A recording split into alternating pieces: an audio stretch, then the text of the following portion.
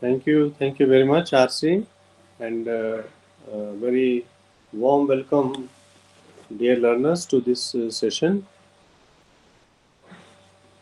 Uh, Dear learners, as we discussed yesterday, we were talking about the different genres in the short stories. We discussed initially the basic elements in short story, and then we discussed short stories for children, children's short stories. And then we also discussed detective stories, those which are sometimes called as uh, investigative stories, or sometimes they are also called the mystery stories, like this. So, yesterday we talked about the detective stories, and then we discussed in the what makes the stories as a detective stories. So the general distinction between the formula short stories, or general or common short stories, and the detective short stories is the the term we used is the atmosphere, suspense, and the atmosphere. So a typical type of environment, typical type of atmosphere is created in which there are strange voices, there are voices coming from very long distance, and creaking voices, like that, kind of strange voices there. And also, the atmosphere is typically frightening. It is making one shiver, making one sweat, making one full of fear. So that kind of environment or atmosphere is created. If we go through the detective stories, then we can see like Agatha Christie's detective stories, or ghost stories, or sometimes the mystery stories. But we also know that the Sherlock Holmes, particularly, those are the best examples of detective stories where the suspense is a basic element, and a kind of environment or atmosphere is created where everyone is thinking, where everyone is expecting something new to happen, uh, unimaginable to happen, like this. The basic problem in the writing detective stories, which faced by the author who is writing detective stories, is to, or a challenge with the detective stories author, is to make the atmosphere full of suspense, full of frightening kind of impression that gives a kind of impression, and it creates a strange feeling, and also a typical type of mood is created in this kind of atmosphere. The problem is with the short story writer and the detective story writer is to create that kind of atmosphere. That was one. And secondly, another challenge with the author, because we are talking about writing the ghost stories, the mystic stories, or the detective stories, more or less all these falls into a common kind of nomenclature to sustain the suspense, because it is easier to have few moments with the suspense, and then the situation becomes very clear. Either somebody interferes in the situation, or automatically something happens which makes the situation very clear, and then suspense is already automatically removed. But the problem with the short story author is how to maintain that, how to sustain that. What happens there?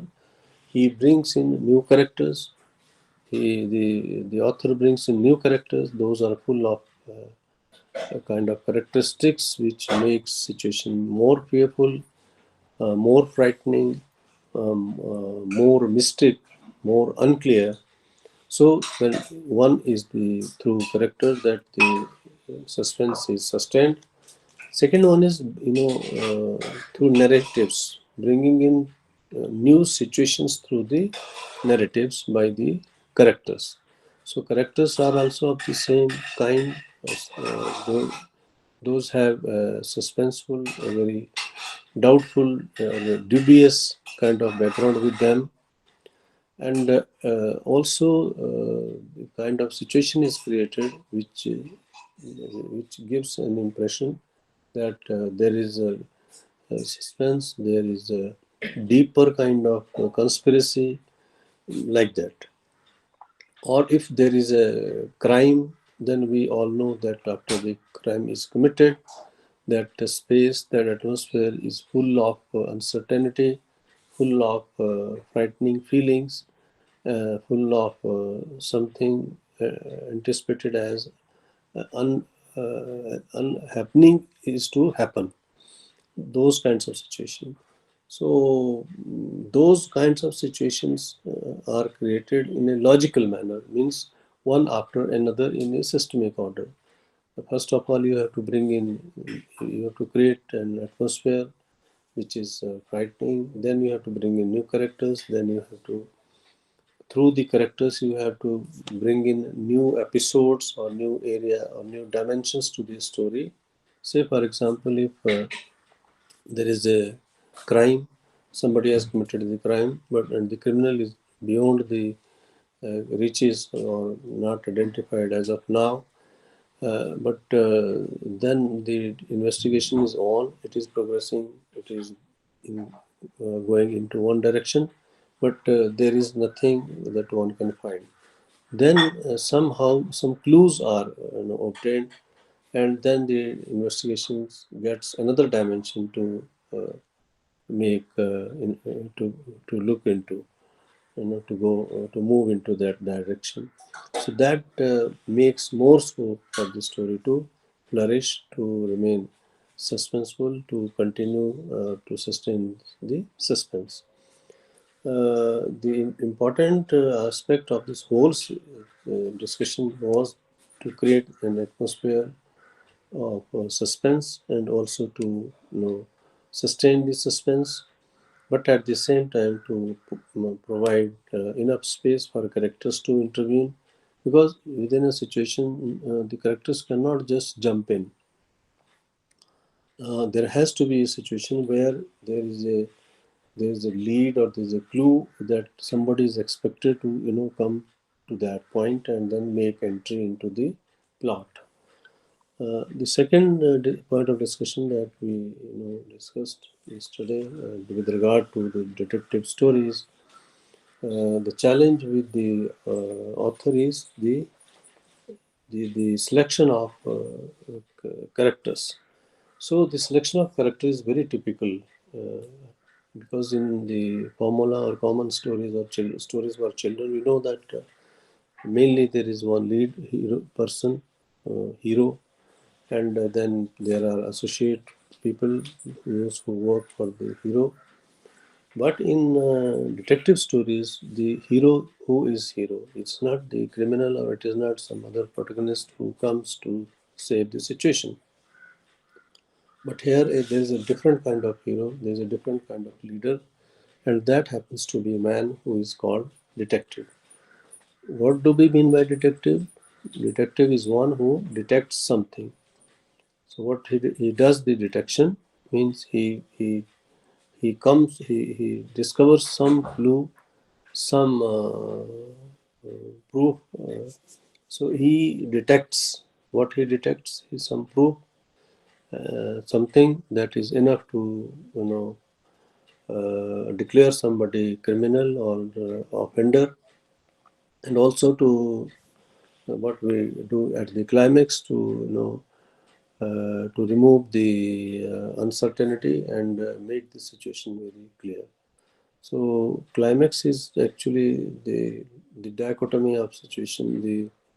The complexities of the situation are to some extent clear, and then the situation becomes very transparent and clear in the to the readers, or maybe sometimes it is written for the presentation, stage presentation. Then the person is identified as to who was the criminal, and then he is identified, and before everybody, then she will admit, yes, I have done this crime. So the detective is the main person.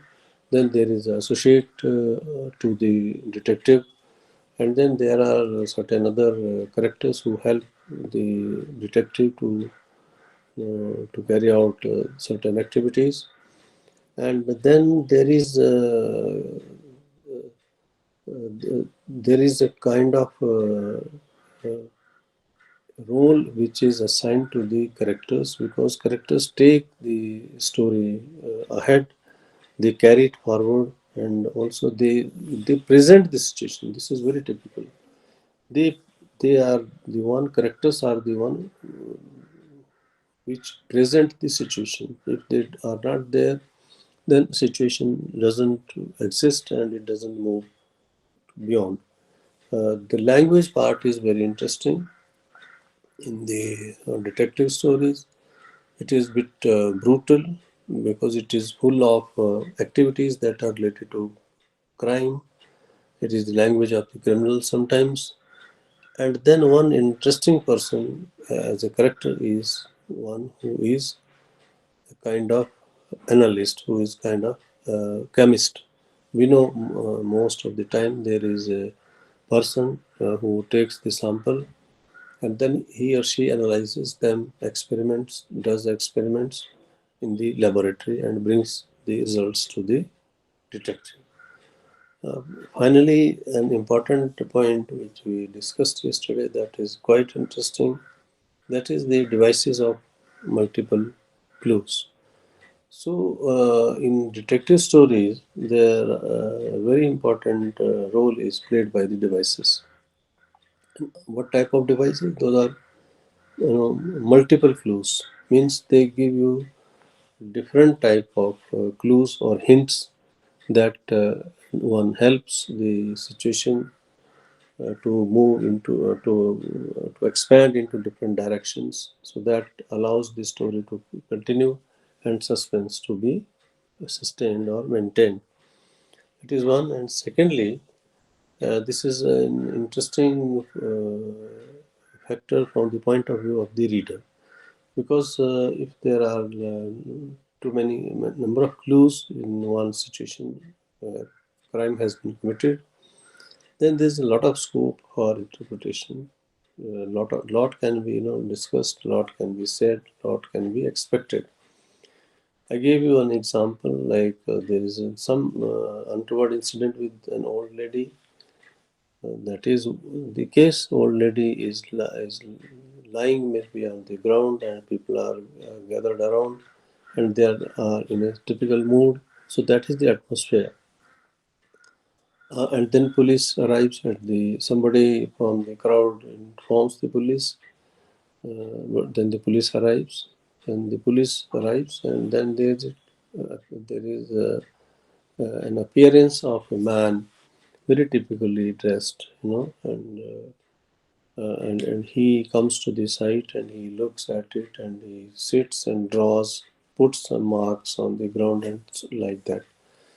So these are so up to this point it is fine. Then he reads the site, and then he looks very closely for certain objects, and then he also asks for the immediate activities of the deceased, or of the person who is lying unconscious, or lady who is lying unconscious, like that. Where did she go? Whom she met just now before coming to this particular point, etc. Then there is a lot. So he finds maybe a ring, Somewhere around there is a bag which has some currency, you know, some papers which are, some of them are, half out, half inside the bag. And then these are also number of clues. So they give rise to different interpretation. As I said, maybe she has been robbed, but if entire money that she had was there with her, then it is ruled out, and then you say no, it is pure crime. The motive was different. Somebody wanted the money but couldn't succeed, and then he hit her and injured, and now she is unconscious. Then there are other hints like where did she visit immediately before coming to this point, so then it is revealed that she went to bank, and then from bank she had some money. Then she went to a restaurant. There she had something to drink and eating. And then she also had some good discussion with the girl on the reception. So all these are different clues, and they give rise to different interpretations. So from reader's point of view, this is very important because it really brings an element of mystery into the story, and it deepens the suspense a bit more, and that means the suspense is quite intelligently sustained. So these are the roles of the devices of multiple clues. Sometimes these multiple clues are real clues, sometimes these are false clues. So because sometimes the investigator or the detective, in order to bluff the people who are under the observation, maybe one of them is the criminal, but there is no open evidence so as to accuse the person. So then the detective makes a kind of false accusation, and during that false accusation, somebody who doesn't understand the trap laid by the detective, he or she, makes certain statements which bring that person into the net, and then finally the investigator or the detective comes with a conclusive statement. Yes, this has happened, and the person is so and so, and the person is made to confess before the uh, other audience which is present at the site, or maybe at the venue where it is to be officially announced. So what I'm trying to say is that there is a role for the concrete or the real clues, which are the material clues, but there is also role for false clues. Those are false accusations, and they prompt one, to come out with either a full confession, or if that is not the case, then that also prompts people to self-analyze themselves, and if they know something, they have heard about somebody who has done some crime, then they reveal that name. So finally, it is a tactics. The clues, which are called the false clues, it's a kind of strategy or technique, and the clues which brings about scope for interpretation. Those are our interpretation investigation lab experiments precisely to be understood. That is those are real clues. So what I'm trying to say is that detective stories are quite different types of stories. There is no lead hero like the children's stories. In children's stories, there is one lead hero. In common general stories, which are the formula stories, there we have very clearly identified hero. But it is not the case with the detective, where detective is the main person, and the entire situation The entire treatment of the short story, revolves around that person. Of course, there is also a point to be noted that the person who is hurt, who is the victim, is also center of attention or focus throughout the story. Because without his or her being there, it is not possible to take the story ahead.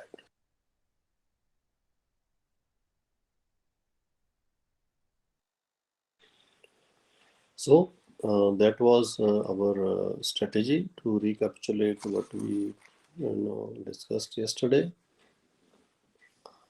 So if we move ahead for the today's today's discussion, then we go to the block 4 of DCE 03.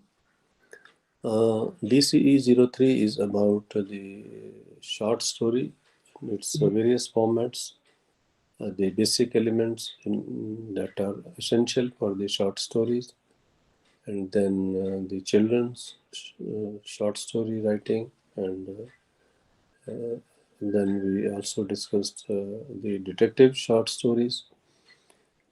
Now we are coming to the experimental short stories, or rather we can say experimental story. So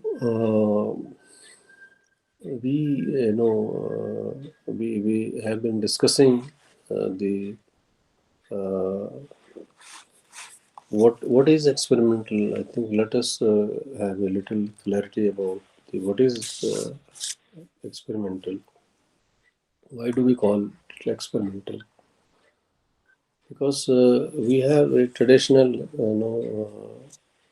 plot or understanding of the short story, where there is a hero, or if it is not hero, then as we came to know about the detective stories, there is a person who is called hero, who is who is in a sense hero,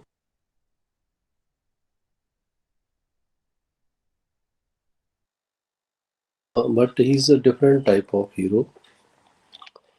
But when we come to the experimental story, experimental story is different in many ways. Though it has the essential characteristics of the story, but its treatment and its the role of different characters in the experimental story is rather different. It is quite different.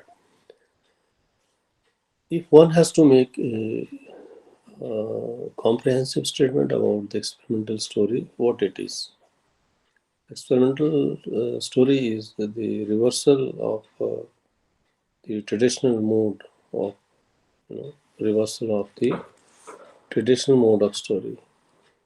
How do we decide what is the reversal?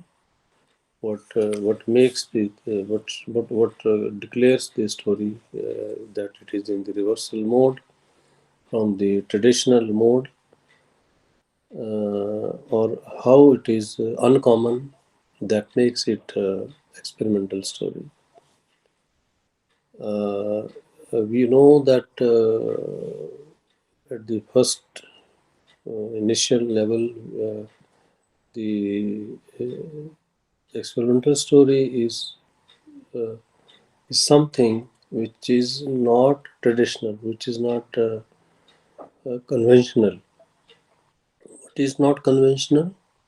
Obviously, the plot, the, the theme, and the treatment of the theme in a traditional manner, in a conventional manner, where there is one lead person, there are associated people, then the story moves ahead, then there are new dimensions to the atmosphere, and then few more characters into it. Like that, it moves in a logical order. But if we look at the experimental story, it is the reversal of the traditional mode. What is the reversal? Reversal is like if we have a lead hero, if we have hero, we have lead character in the short story, in the formula short story. Then in the experimental story, there is anti-hero. There is anti-hero. So what is this anti-hero? This anti-hero, and this is the experimental story is the genre or the kind of story which has developed in the 20th century itself. Now, in the mid and late 20th century itself, when people thought to experiment with the short story. So the how do we experiment with the short story? How do we experiment rather? I may ask a small question. How do we experiment? We try to deviate from the convention, from the traditional.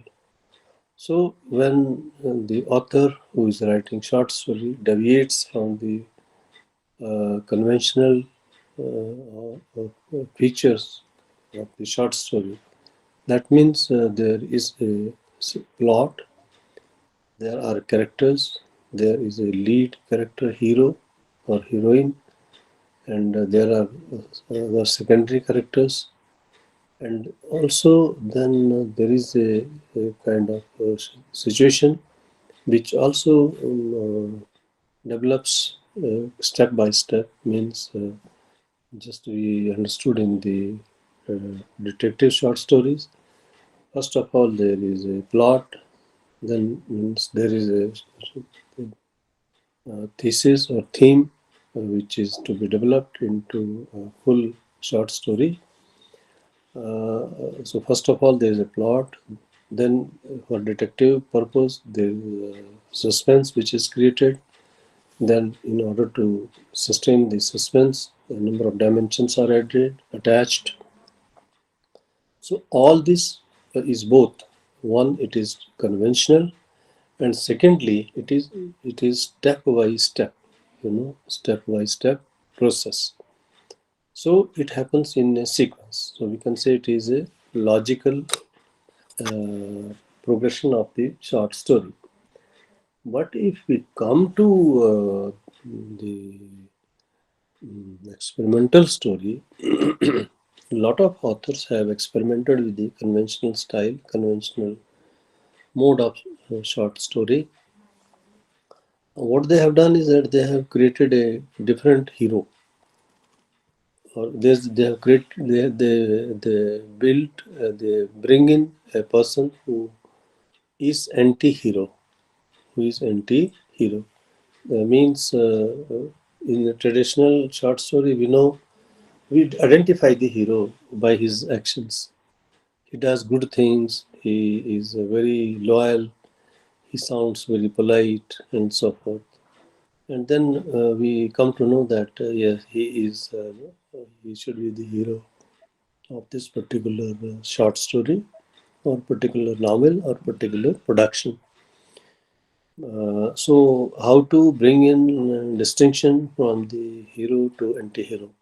So that means here there comes the writer brings in a character who is very stout, well built, who is very rich, who is affluent, who is muscle power, and who can yielding, who is a power yielding person in different situation.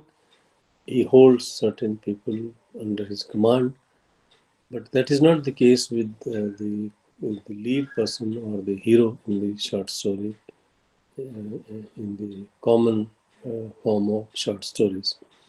So here the hero is not that soft-spoken person, that whose conduct is very pious and who is very helpful and forthcoming. Here the hero is a very rowdy person.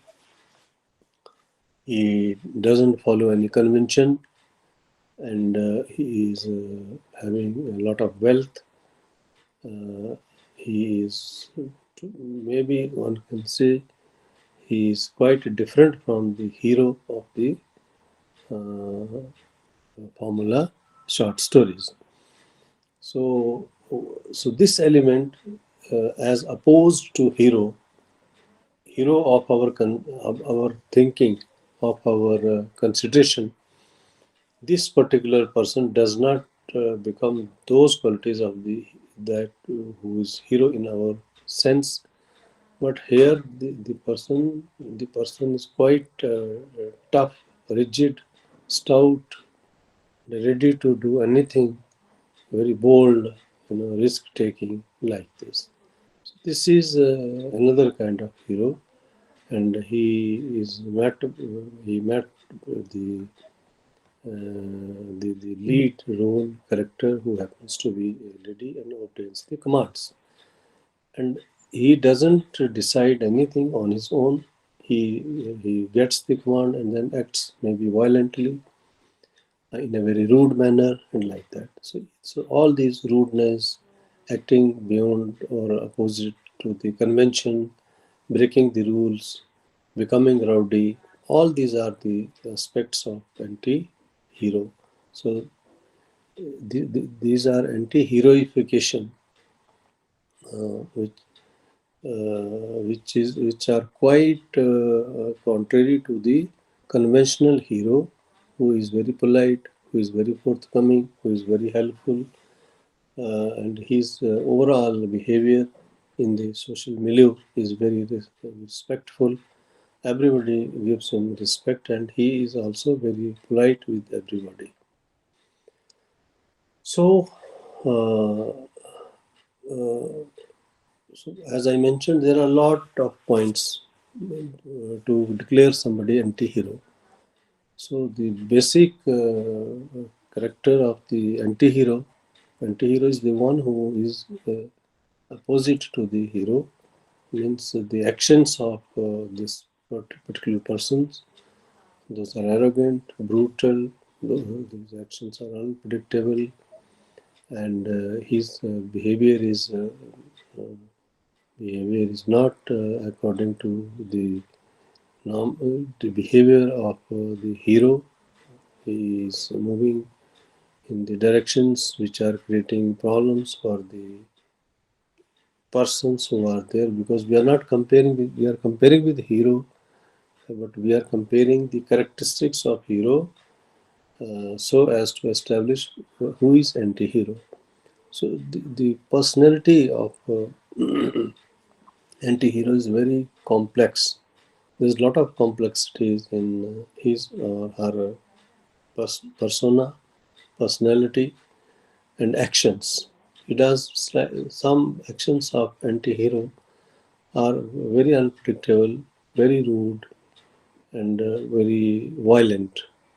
So all these actions itself, declare somebody that he is anti or she is anti-hero. So the challenge with the short story author who is writing some material, who is writing something on the experimental, or writing an experimental story theme or plot, then it is very challenging, because he has to move, he has to totally come into contrast with the hero. But common features are also there, like definitely there is a plot, there is a person in one who is called hero because of his good qualities, his soft and cordial behavior. But here we have a person who is not hero, but he is having power and affluence. He is able to perform perhaps much more vigorously and violently, and he is very frightening, and he is also threatening. I mean, his behavior is brutal. So this brutality makes one this untoward attitude or untoward behavior makes one anti-hero. So, in nutshell, we can say the overall presentation of overall characteristics of this anti-hero are very, very complex. So there's a complexity. There's an anti-dimensional, element in it. So we can say that through somebody's action, we can prove he or she is anti-hero. Secondly, this anti-hero is also anti-plot. What is anti-plot? That means what the basic story is, or the basic theme is. This person is anti that theme, because if the theme is according to the taste or the nature of the person, then the person is definitely going to be a central character, and he will be called the hero of this particular uh, creation, particular one act play, particular story. But if the person acts as opposed or contrary to the story, then that means he is also anti-hero. Another important aspect of this anti-hero, that he is good-hatred person. He doesn't like good, and fundamentally he has a sense of defining. Well, he defies everything. He is ambiguous, unbelievable, and is very, very complex. His behavior is beyond understanding, beyond comprehension. So that makes one anti-hero, and sometimes this person is called the villain, which is a commonly understood in the film industry. Who is a villain? Villain is anti-hero. Another aspect of this anti-hero is the unpredictability. Uh, you must remember one thing: we are not discussing all these things for know to know about the hero anti-hero. We are bringing all these points of discussion with the view of a creative writer who is budding author, who is a writer in offing. You know, somebody is trying to become an author. For his information, these points are being discussed. So consider yourself creative writer, and then take all these contents as if I am writing, how I will write, what challenges there will be before me to be surmounted, what kind of difficulties will arise. So maybe if I feel myself a creative writer, I must be taking all these discussion, that these are the challenges, how I would deal with them. Similarly, in your case also, since you all are enrolled for this particular diploma program, which is Diploma in Creative Writing in English. So you consider yourself having these kinds of situations. Say, for example, if there is a sense of defying, somebody is all the time defying the good things. Somebody's character is very complex, is very violent, he is yielding muscle power, money power, affluency, is unbelievable.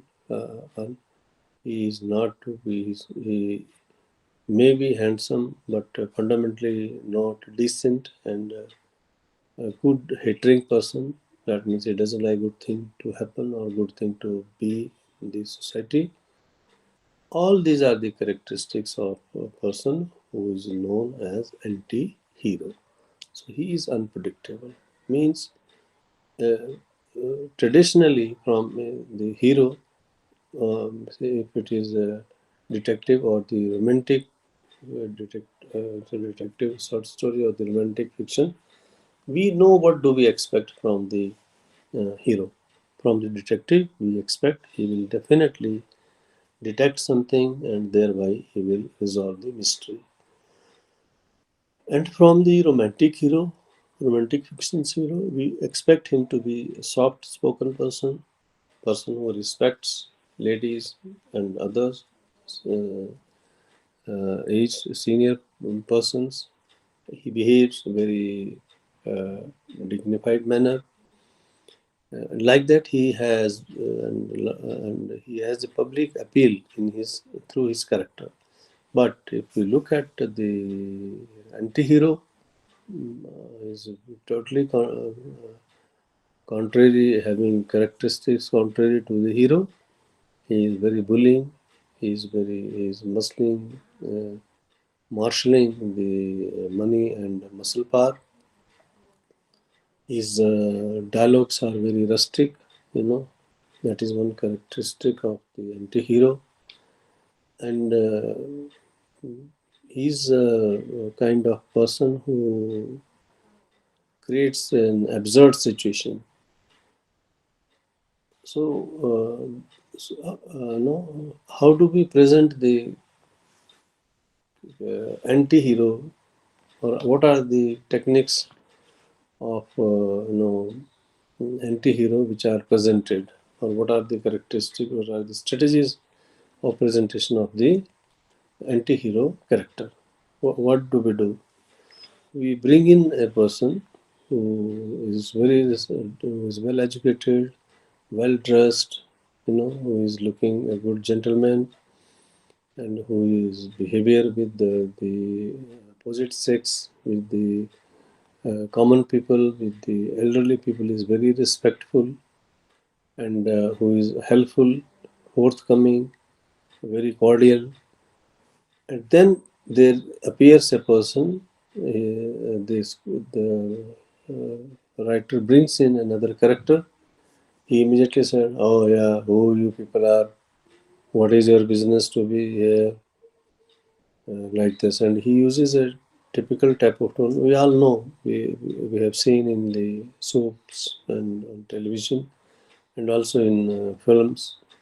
He behaves in a very arrogant manner, arbitrary manner, threatening manner, and he yields the muscle power, the fluency, and everything.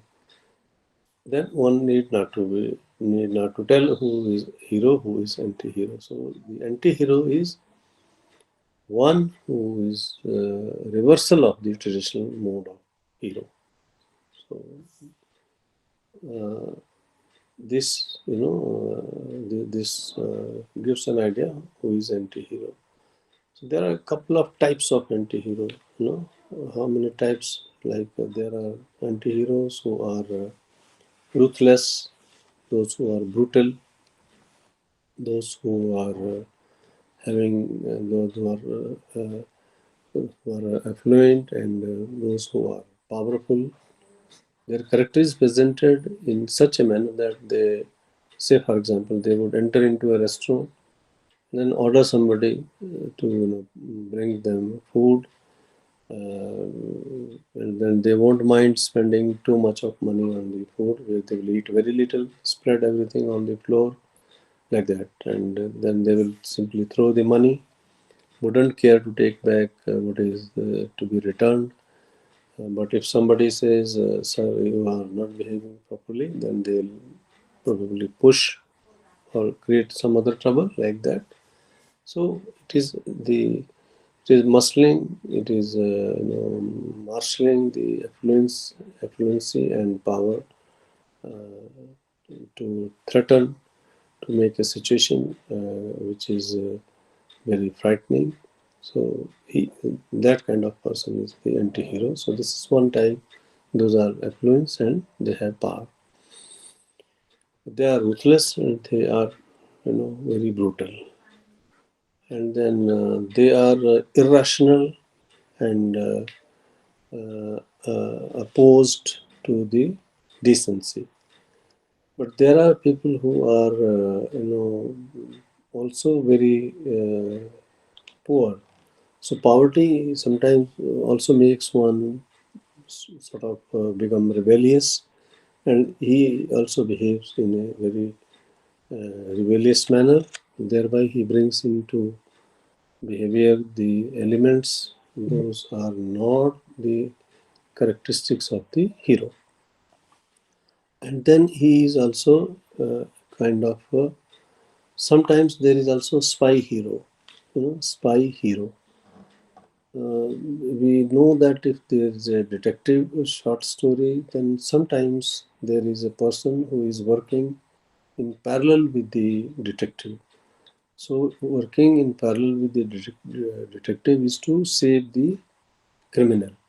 So, if that kind of short story is there, which is having a scope or a character who is working in the opposite direction from the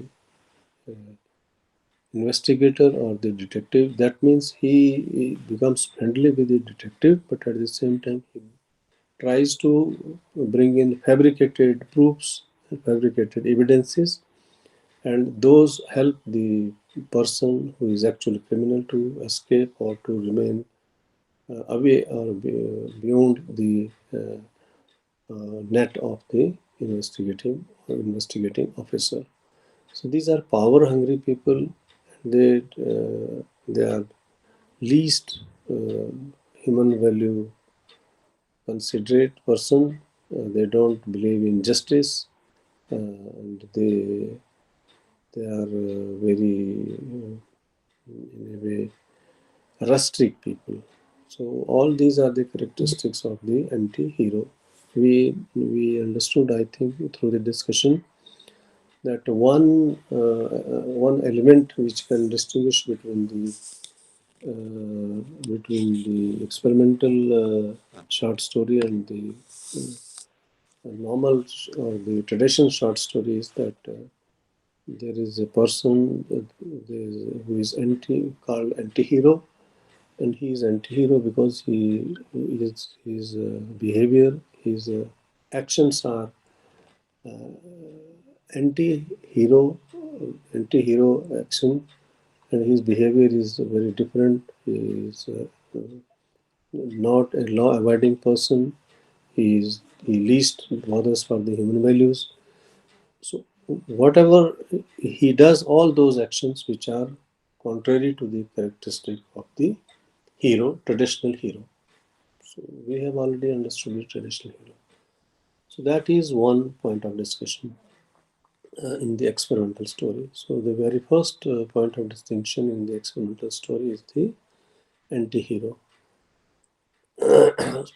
In brief, if we can say what do we mean by anti-hero, then we can say that the anti-hero is a person whose characteristics, who behaves, who does all those activities which are again contrary to the characteristics of the traditional hero, or a person whom we consider hero because of his noble uh, characteristics, noble actions. Second point which makes experimental story is the anti-plot. Let me just tell you that this move of anti-hero or experimental story is largely the 20th century's creation. So, second point, first was anti-hero, second is the anti-plot. We have already discussed what is plot. Plot is a basis, plot is a theme or a thesis or a platform, something which allows something to be created upon that. So, in a short story, definitely there is a plot which is developed into the story, and then it is when the climax is brought about and it is concluded. That is the logical or common feature of the short story. So, if we talk about the anti-plot, what is anti-plot? In certain short stories, we have seen that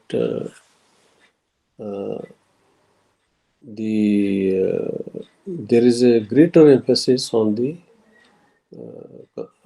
form of the short story. The author will give due attention and due consideration to the form of the story. That means it will have a theme, it will develop, it will go to climax, and then it will be concluded. So there is a structure to it. But if there is no structure, that means it is anti-plot. So it's a question of form. Question of form.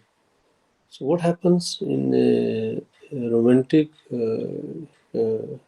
short story?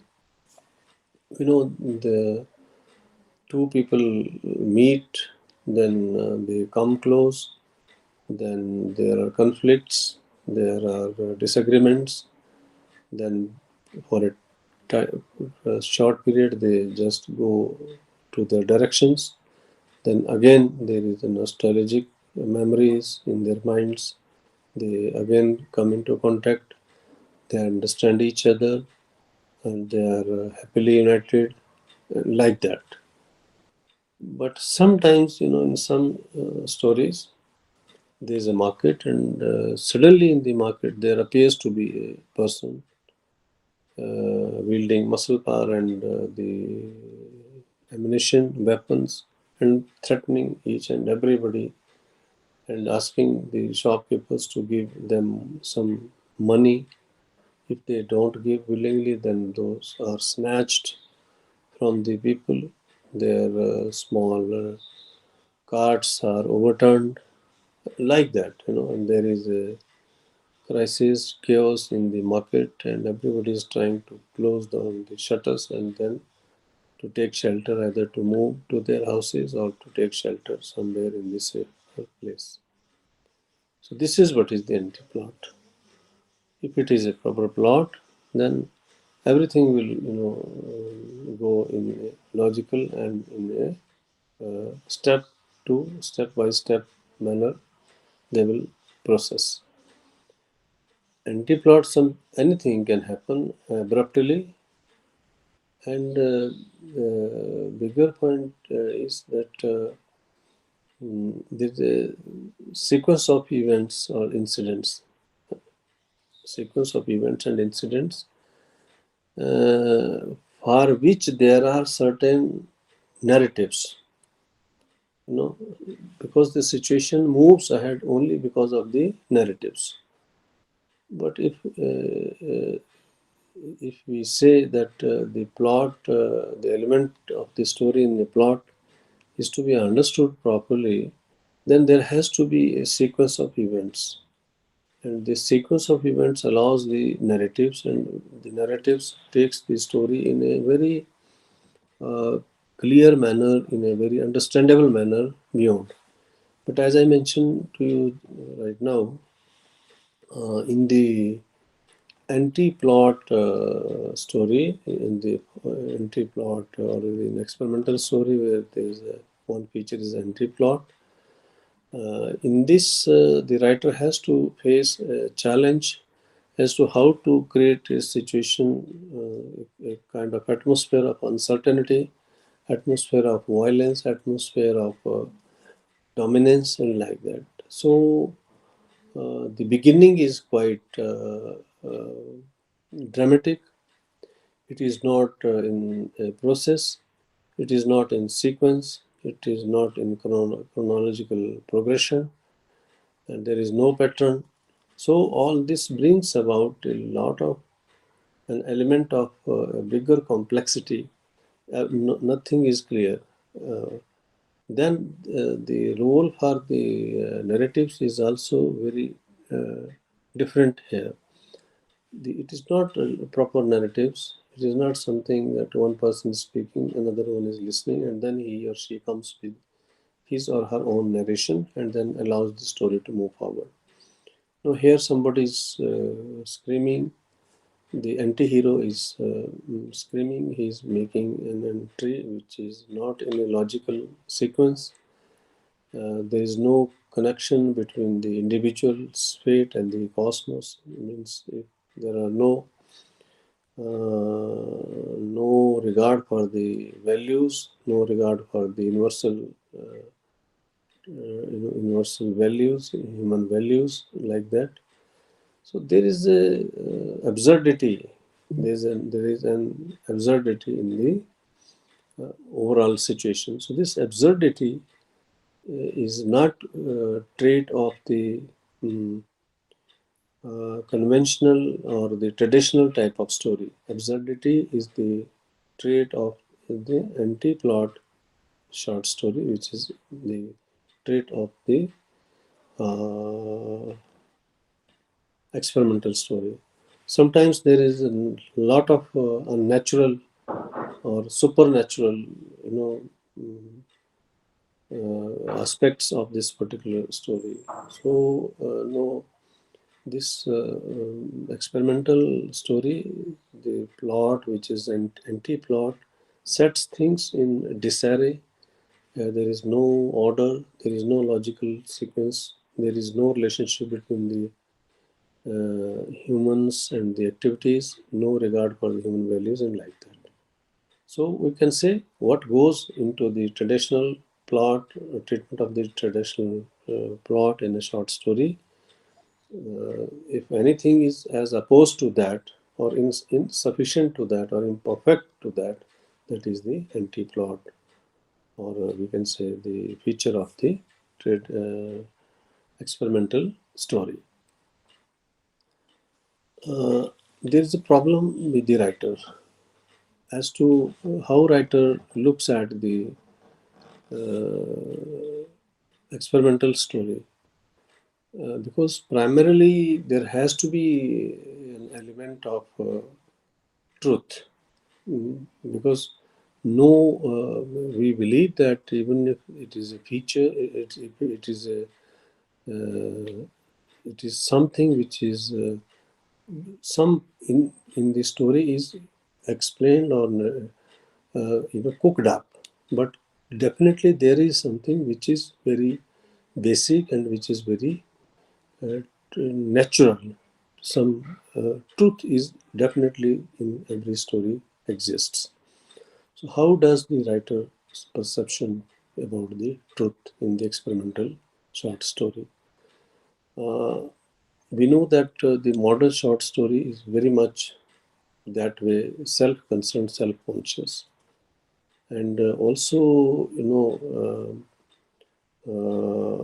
there are a lot of ways to narrate or tell the short story, but the writer can have the liberty, he or she can take liberty, take adopt any kind of methods or any kind of situation one can create to express uh, the short story, express the basic message, basic intent that one would like to express through his or her short story. So he or she is having an independence. They can set their own rules.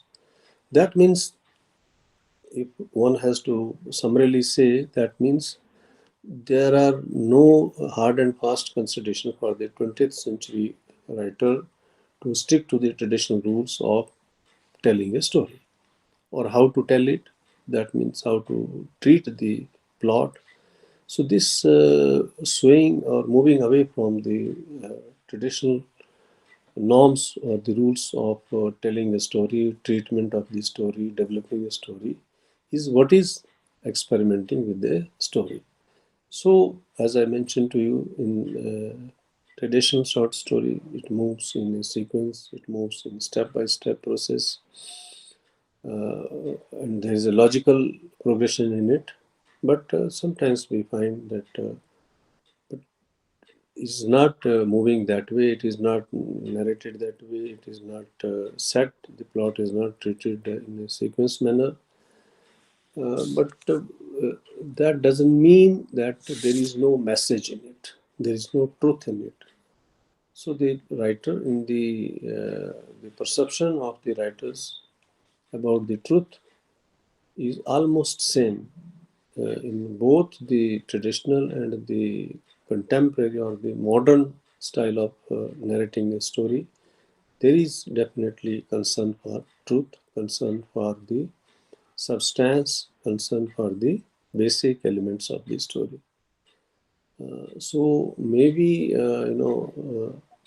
the beginning, the middle, or the end is definitely there in the, but it is different. There is a different beginning, there is different middle, and there is different end to the story in the experimental short story. So this is the difference is that there is different beginning, different middle, and different end. But there is definitely an element of truth.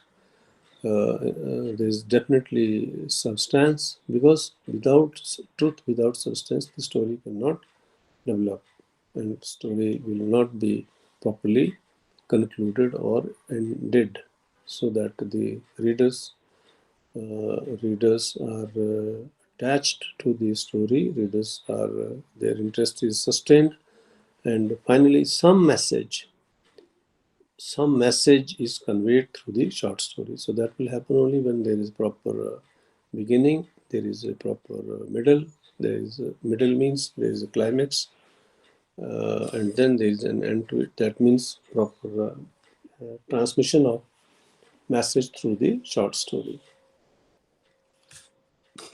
This one point which is uh,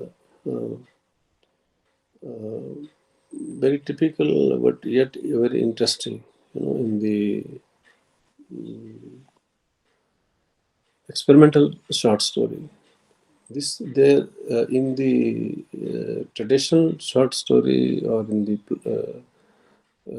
the plot is very, very, plausible, explainable.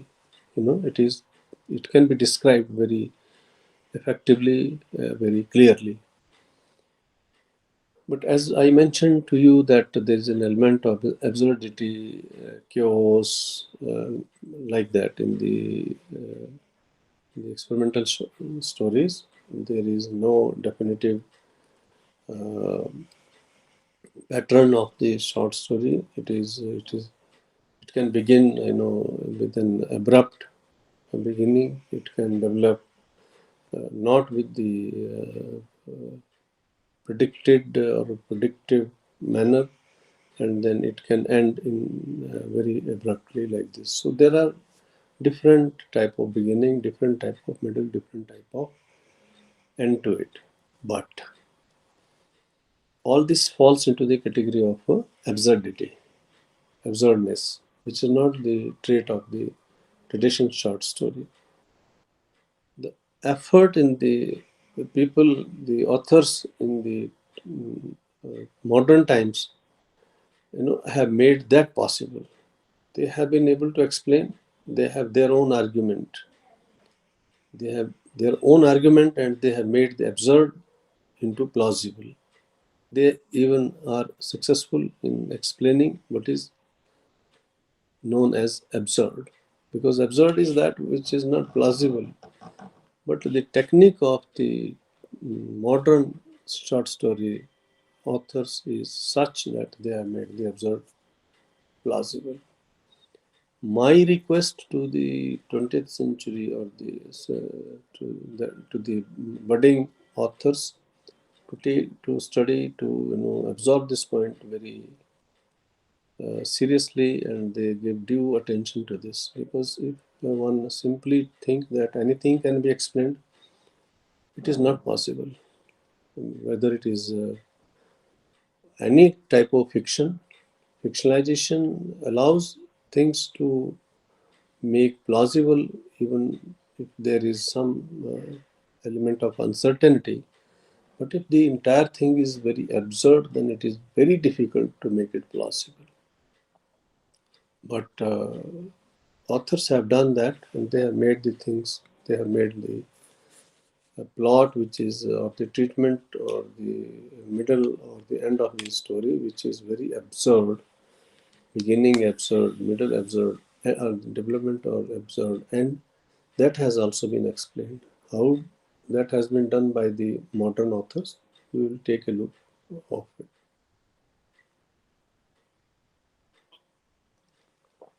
I think it is clear what is absurd and what is plausible.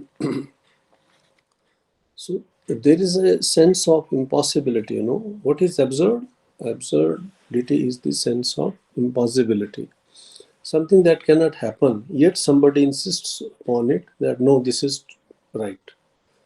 So that means having new set of rules, new set of explanation, and new set of strategies to deal with certain situation, which traditionally is not the case. So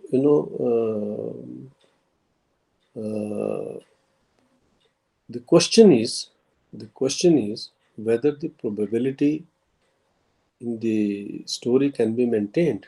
Means as the happenings unfold, which seemingly are impossible, but taking them as possible, as probable, that means their probability is in question. So the happening of unhappening or unfolding of the unhappening,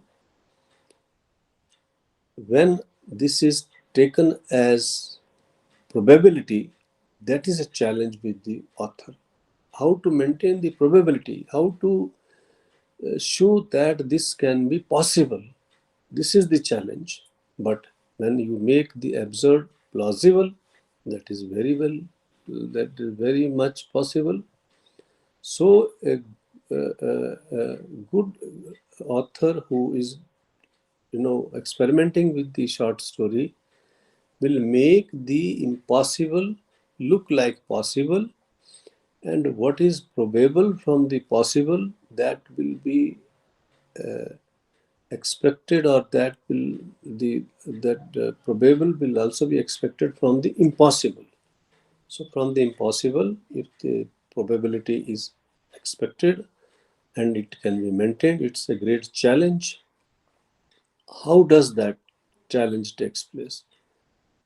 That challenge becomes that challenge is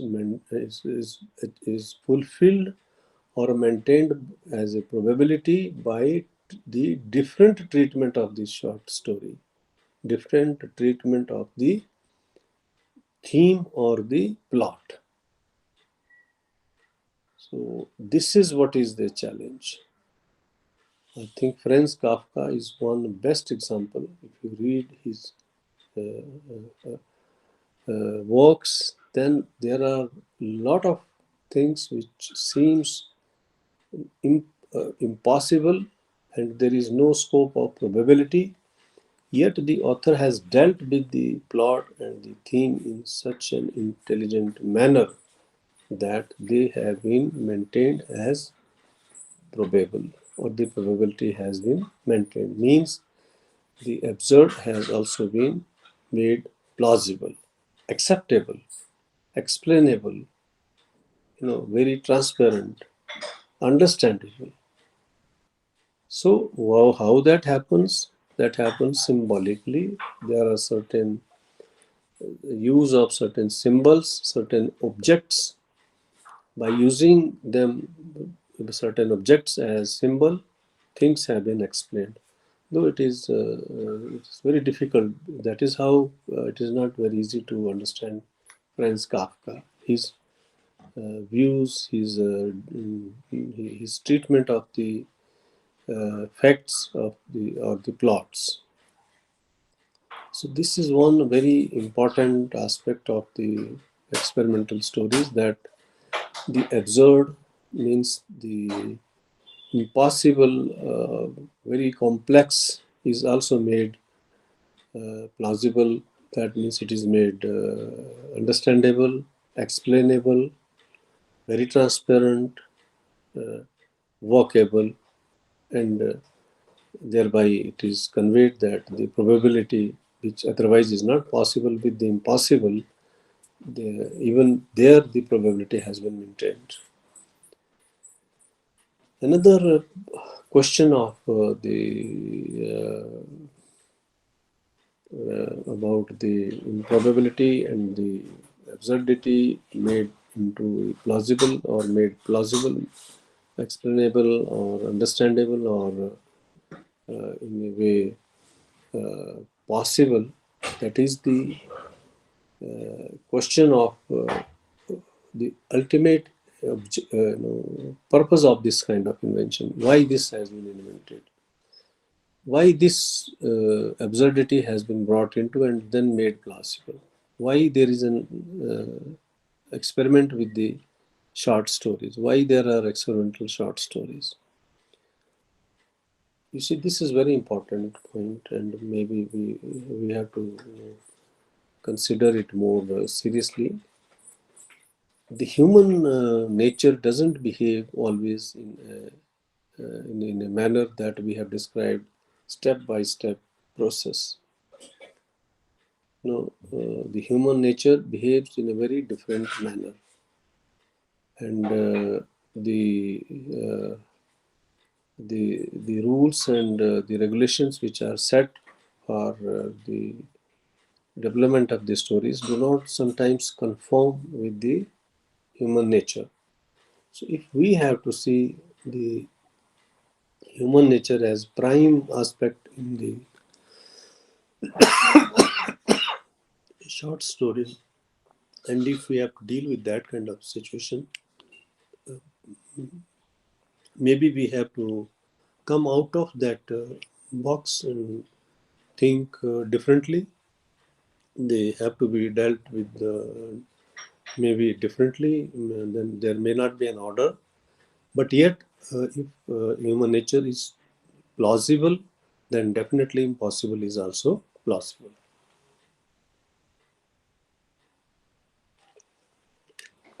So this is little complex, but I think if you look at it from the human nature, which is itself very complex, very unpredictable, then perhaps if we relate ourselves to the story to the human nature, this is explainable. Uh, we'll move a little ahead from here.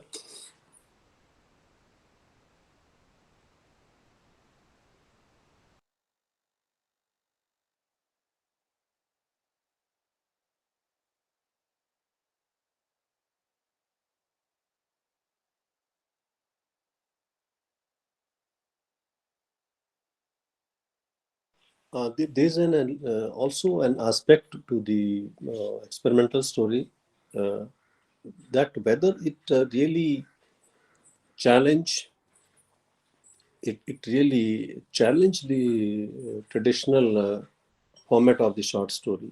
This is a question. And another aspect of this is whether it is an education. What do we mean by challenge? Challenge means if we look at the lot of fables and scriptures, if we look at the classical literature, then there are a lot of opportunities where there is enough scope for such type of stories. We look at the fables where a lot of activities are happening, and there are different characters. There are animals, there are maybe birds, stones, there are trees. They are speaking, they are they are taking the plot or the story, moving it ahead. So how that all is explained? Trees cannot speak, rocks cannot rock themselves, animals cannot run a kingdom, and like that. But that is happening and that is accepted. So this, this is a challenge uh, to the short story writer. How does one put in that kind of situation? So, well, absurd is made plausible, then unimaginable, impossible happenings can also be uh, treated, and they can have an element where the impossible or the improbable has also been maintained. So the maintenance of improbability is a great challenge, but it has been done in the experimental short stories. do the and another person is, does it educate? It definitely educate. But what do we mean by education? If you look at the fables, if we look at the animals stories, if you look at the stories in the Indian classical literature, Hitopadesh, Panchatantra, Kathasarit Sagar, and the Western fables and scriptures also, we got two very important things. One is that the absurdity has been made plausible. That means the impossibility has also been treated in a way where improbability has been explained as maintained probability. That means we can expect impossible, possible. We can uh, expect or see probability in the impossible also. If that happens, it's a great challenge. That is part of Indian literature, and there is a challenge opportunity for the writer. There is a challenge for the writer. Secondly, it when we bring in such characters which are in which the behavior of which is impossible to be expected, or which is not probable behavior, yet that behavior is made plausible, then we come to know a lot of things from that. So that is the education. That is the we were talking yesterday. How do we inculcate values amongst our children? Whether they should be done in an explicit manner or in implicit manner. So there is the technique. So be kind to all the animals. That is the ultimate message of the fables. That means there is nobody to preach. There is no character who explicitly say yes, you should be kind to all the animals. But then there are objects. There are characters who may not necessarily be human beings. Those are animals, those are birds, those are trees, those are other kinds of characters.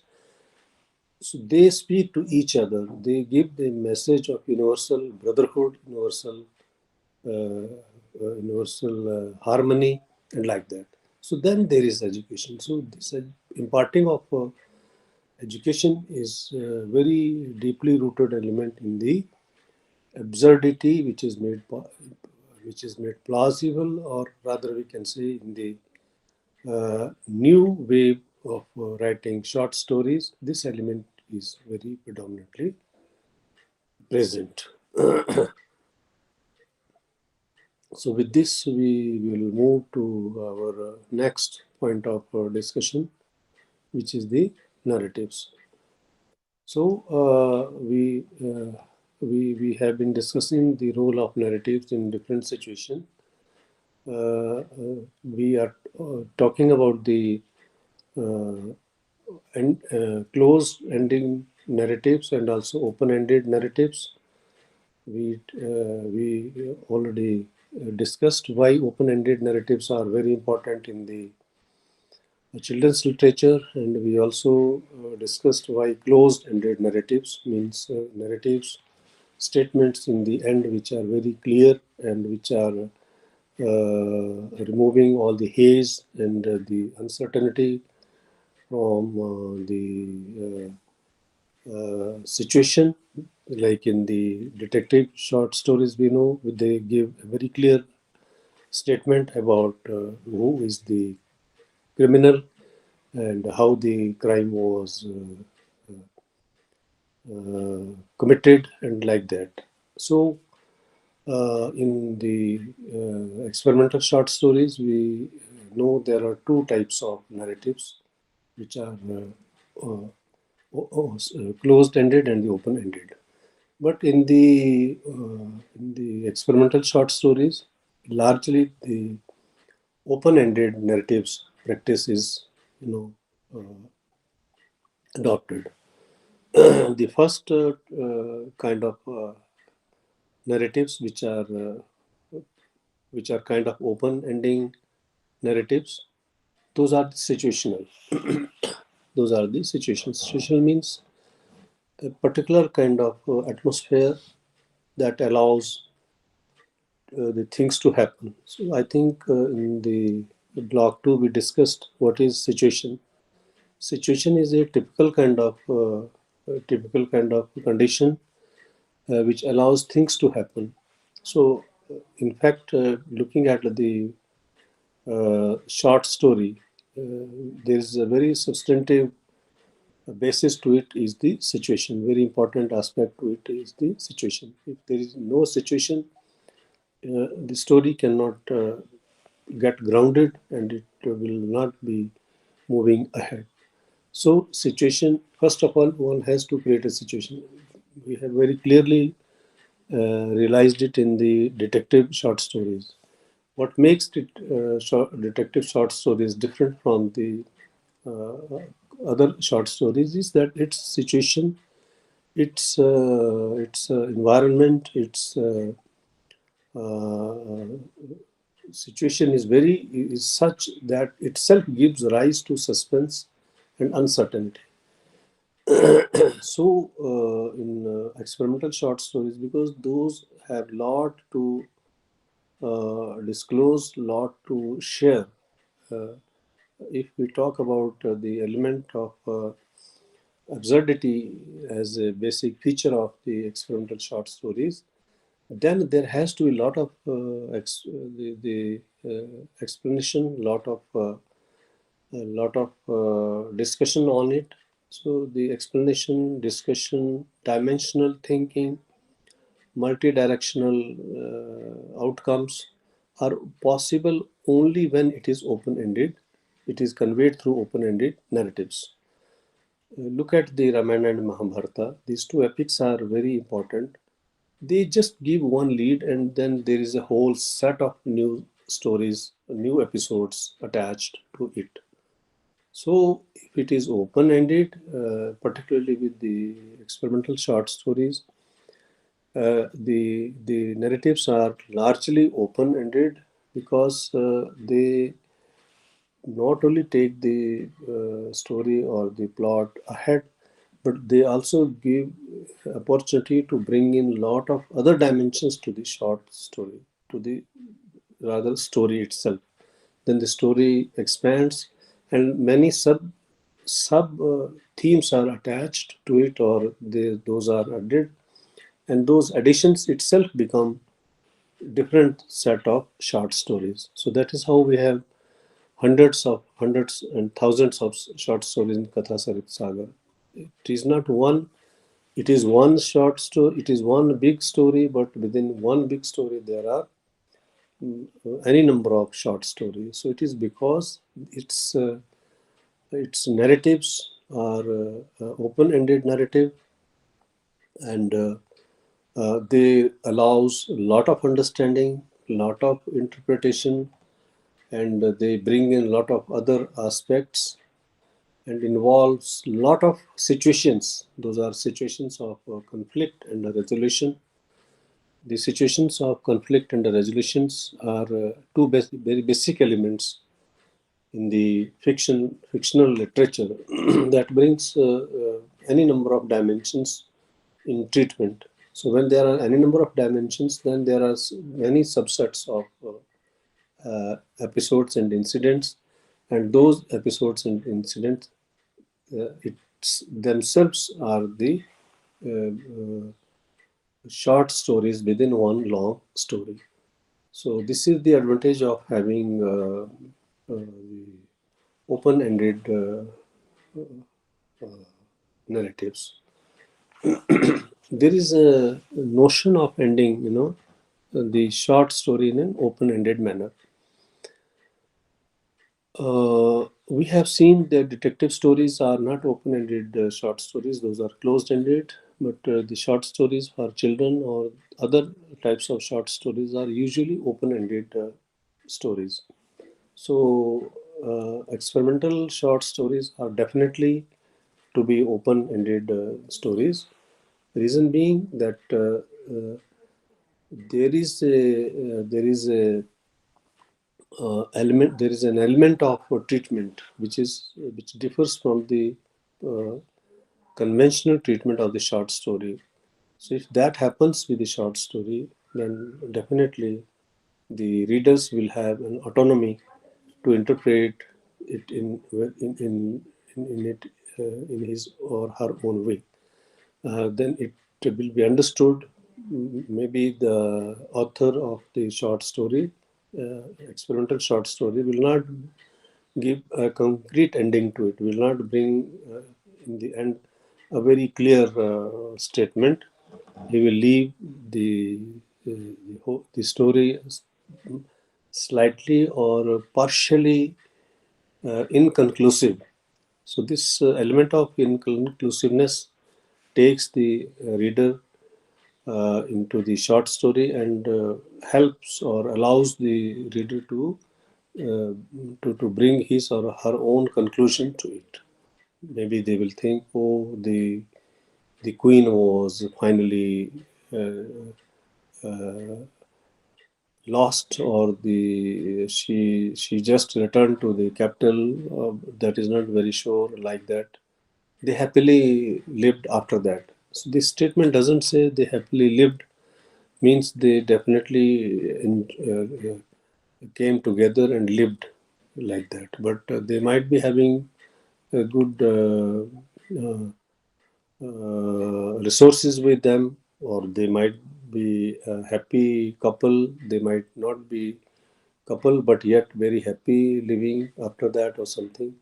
So these statements are not very categorically indicating that what and how did the story ended. So it allows it allows speculation, it allows assumption, it gives scope for interpretation. So sometimes a situation is created as such, which can be interpreted in many ways. Sometimes the situation is revolving around the character. Sometimes we read a statement and thereafter the king could not be traced. The king could not be traced. The story ends here. So the king could not be traced for the, say, if it is some other character, like some non-human character, then one say, then then that parrot simply lost into the woods. So after narrating the short story, the parrot simply vanished into the woods. So what happened to that? It is not very sure whether it lived, it didn't live, it simply got lost, or what happened. So some stories, some open-ended treatment of the stories is around the situation. Situation is created, which gives rise to speculations, uncertainty. But sometimes character is brought into, and then character is left. The character simply exits. They became a happily married couple. What is happily married couple? Whether they got the respect, whether they really got the acceptance, or whether they were just a couple, or were they a happy couple along with their kingdom, or like that. So there are a lot of such situations which are created either around the character or within the situation itself, which gives rise to speculation, or rather, we can say a sense of absurdity. But that is explainable because this situation is treated in such a way that the reader definitely brings home some kind of final answer, but those answers can differ with the respective readers, different people who reads the stories. So maybe I would like to bring in the discussion to a conclusion. So we can briefly say that the experimental short stories are in a way the developments of the recent times. These are the fictions, or these are the works of those fiction writers who try to, portray the things slightly different. To some extent, I think they try to put the things rationally, realistically, and they thought to bring in characters, situation, and events. Those are, those are our surrounding paraphernalia. Those are the things which definitely exist in our surroundings. You know. They may not be they may not be ethically correct, but they are the facts of life. So when you deal with the facts of life, sometimes the author or sometimes the writer has to cross the borders or the boundary lines of, of an ideal story writing norms. So this breaking of norms is what is the experimental writing. So that is how it is. It is development of anti-heroism. It is bringing an element of anti-plot into the short story. So that means it is putting a parallel hero who is anti-hero. Putting or treatment of the plot is such which is anti-plot. That means it doesn't have the same kind of beginning, middle, and the end as that of the set normal fiction, normal short story like that.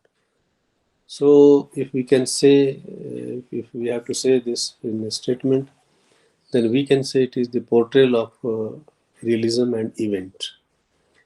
Realism is what is happening around us, what is the reality, and the event that what is happening. So things do happen unannounced, unwarranted. So a successful writer is one. Maybe it includes the fiction writer as well, who can assume the things and who is able to treat them and able to portray all those realisms and events into the short story as well, along with other literature. Because if it is a criticism, if it is something else, then it is quite easier to put all those things in criticism or in the descriptive narratives. But if it is short story, it is slightly a bit more complex and challenge. But if one is able to do, then we can see a lot of Kannada short stories, Malayalam short stories, and more particularly the Odia short stories. Then we see a lot of realities of life, lot of events that takes place in the life. For example, if some woodcutter is going into the woods, then suddenly he is attacked by a bear or some other animal, and then how does one save one's life? A lot of struggle is there. A lot of such events are there which usually do not go with the romantic fiction or the detective fiction or the children's literature. If those are also explained through the narratives in more descriptive manner, in more realistic manner, in more happening events manner, then perhaps we can say that is experimental short story. Some people allege the author of experimental short stories as against the subject and the theme. This is one allegation, but looking at the traditional short stories like in the Arabian Nights, in the Mahabharata, and also in writings of Salman Rushdie, many other authors' writings we see like Abdhanarayan Singh's writings, we can feel that there is a revolt against the traditional writing. So if there is a revolt against the traditional writings, that means these people have also seen the realities of life and the intimate happenings or intimate events in the life which do not come, which comes unannounced, and then it is the impossibilities are there. It has to deal with such kind of situation. So similar kind of challenges with the writer to deal with impossible happenings of life with the respective people in the different situations and all that.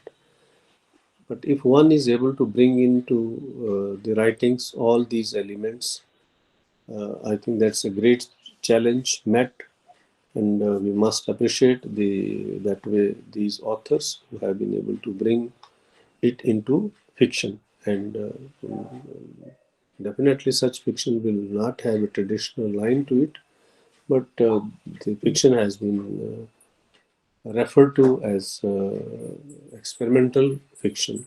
So these are the few traits of experimental fiction, how it is different from the traditional fiction, how it is different from the children's writing, how it is different from the detective or the mystic short stories and like that. So maybe if you would like to understand the fiction in this particular manner, you have to be, you have to be considerate of realities and events, and sometimes perhaps have to disregard the traditional setup of short story writings. So with this, I come to the conclusion of our discussion today. If there is any question, we can take it for a few minutes and then we will conclude.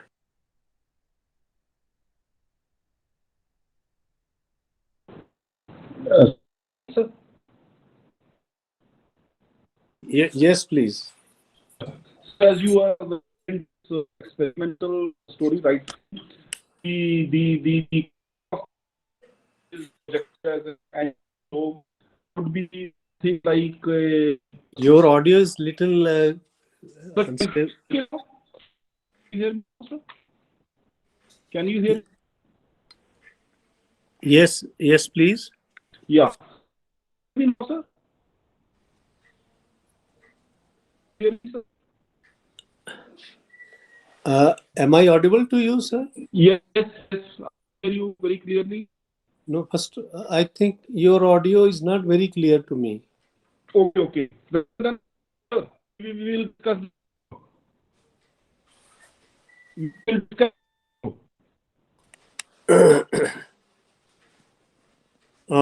Somebody else can confirm whether I am audible or maybe it is the audio issue somewhere.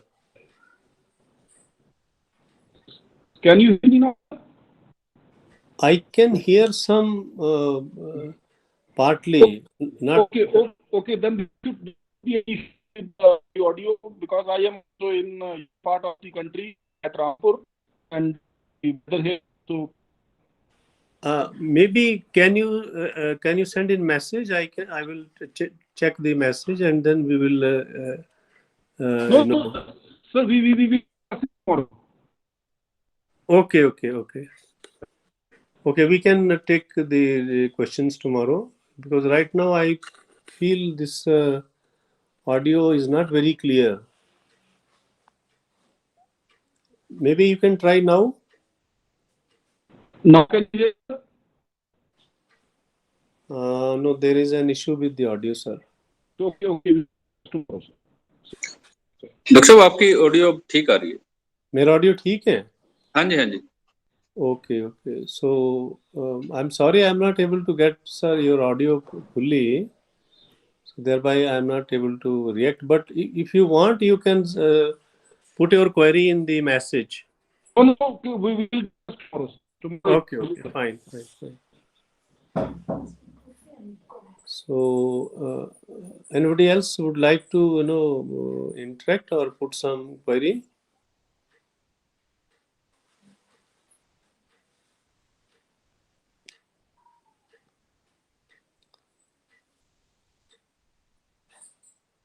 So I feel there is some audio issue, so we can take the questions, take the feedback tomorrow when we meet again. But I would like to conclude that the format of the short story that we discussed today is an interesting one, because in the emerging times there is a lot which is happening, which is against the social, against the norms. I mean, it's not violating the social norms, but it is something that is, taking the new challenges of life and situation. So within such situations, when a fiction is written, then definitely there is a crossing of the traditional boundaries of the fiction writing, and this crossing brings into new challenge with the short story writer, and also new challenge in the treatment. So there is definitely new beginning, new middle, new end, and things are portrayed which are happening in reality and in the day-to-day events. These are the concerns of paraphernalia of our life, our surroundings. So, to some extent, this is a very interesting aspect of the short story, and perhaps more challenging. Somebody asked about what is the topic for tomorrow. Tomorrow, we will be entering into the DCE 04, which is writing for media, that is to write for radio and television. So, we will be discussing tomorrow, that is writing for media. So media here, our focus will be on radio and television. So this will be having 4 blocks. Each block will be having 4 units. So we'll take up the topic, that is writing for media, tomorrow.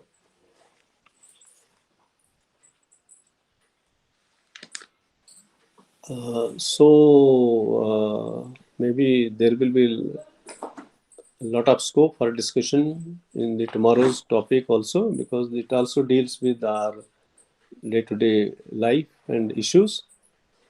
So with this, I come to the conclusion of this session. Tejpal ji, thank you very much.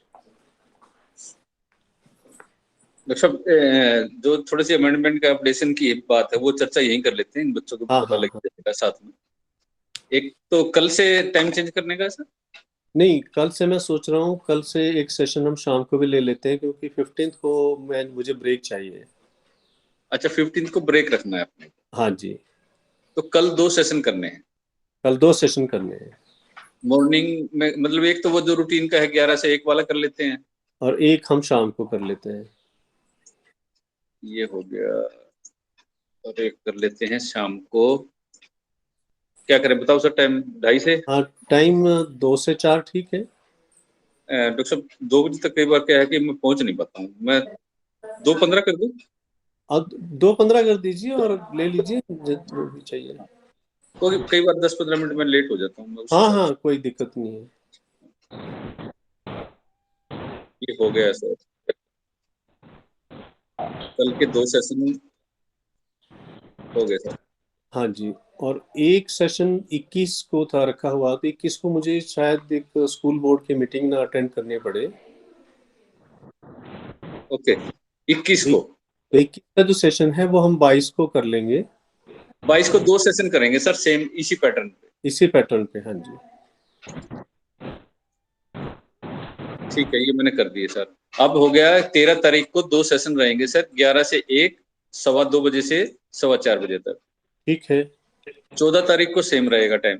बिल्कुल। और फिर 15 को break है। हाँ। 16 को फिर same time रहेगा, ये 11 से 1। हाँ जी, हाँ जी। और जो DEC 5 है उसके सेम रहेंगे? हाँ, वो सेम रहेंगे। 6 में हम 21 का सेशन, हाँ 21 का हमने इसको हटा दिया है, उसको मैंने 22 को 2 सेशन कर दिए। ठीक है। और 23-24 को वो 11 से 1 ही रहेगा, एज इट इज। हाँ ठीक है सर, हो गया सर। मैंने अभी बच्चों को इन्फॉर्म भी कर दूंगा, और आशा करता हूं कितने विद्यार्थी हैं आप कल अपना अपडेशन वाला जो एक मेल अभी मैं भेज दूंगा, कोई बात आप नहीं, उसके अकॉर्डिंगली ज्वाइन करेंगे। ठीक है, ठीक ठीक। थैंक यू डॉक्टर साहब। हाँ, क्योंकि ये थोड़े मेरे इमरजेंट एंगेजमेंट हैं, तो ये तो आपकी सुविधा भी बहुत जरूरी है हमारे लिए। जी जी जी सर, थैंक जी यू। नमस्कार। नमस्कार। नमस्कार।